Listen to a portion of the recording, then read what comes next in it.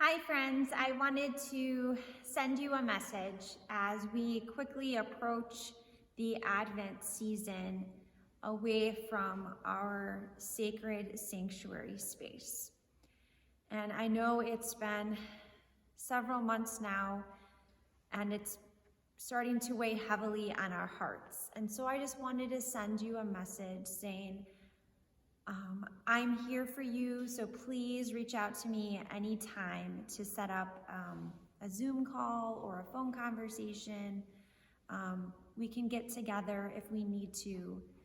Just please feel free to reach out. I also wanted to give you some suggestions on how to help you with our online services to feel worshipful, to kind of create this sacred space that we have here at Redeemer, to bring that into your home. So here are some steps. First step is to designate a sacred space for you. So maybe you have an extra spot in your house or a little piece of a room that maybe you can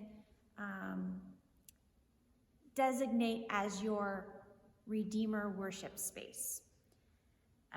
And then another step is to maybe create an altar. So have maybe a table or maybe a fireplace or mantle or something that maybe you could add a cross, some candles, maybe some flowers, maybe some fabric, maybe a prayer shawl, something along those lines that you can add to the space to make it familiar and worshipful.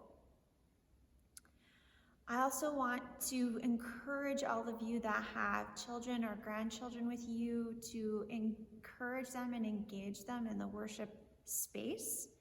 And maybe have them have their children's Bibles with them. Another idea would be, as lately I've been adding the children's times, adding some kind of craft or activity that I do. And so maybe that's the time that they can watch that video earlier and then during worship, because I know can't sit for that long. Maybe they can work on the activity that I sent out on Wednesday to do that during worship. So they're still engaging and they still hear a lot, and we don't realize it sometimes, and absorb what they're hearing. So it's still important to include the children in your worship space. Another way to make it feel like you're really in worship is to actually participate. So when there's the call and the response, not just watch it and listen, but do the response parts. When the music is on, and instead of just listening to Dan and Mary sing along. Clap, dance, any of those kind of things during the music. Stand up if you want to when it's time for the call to worship, like you normally would. Stand up. Any of those things to make it feel like this is worship. And then another way is to engage in discussions. And when we engage in discussions, you can maybe talk with your spouse or someone else, call someone, maybe after Sunday, like you normally would go out on Sundays, you would go out to the fellowship hall and you would have a conversation. So maybe you're missing someone from here. So after worship on Sunday, give them a call and say, hey, this is our fellowship time.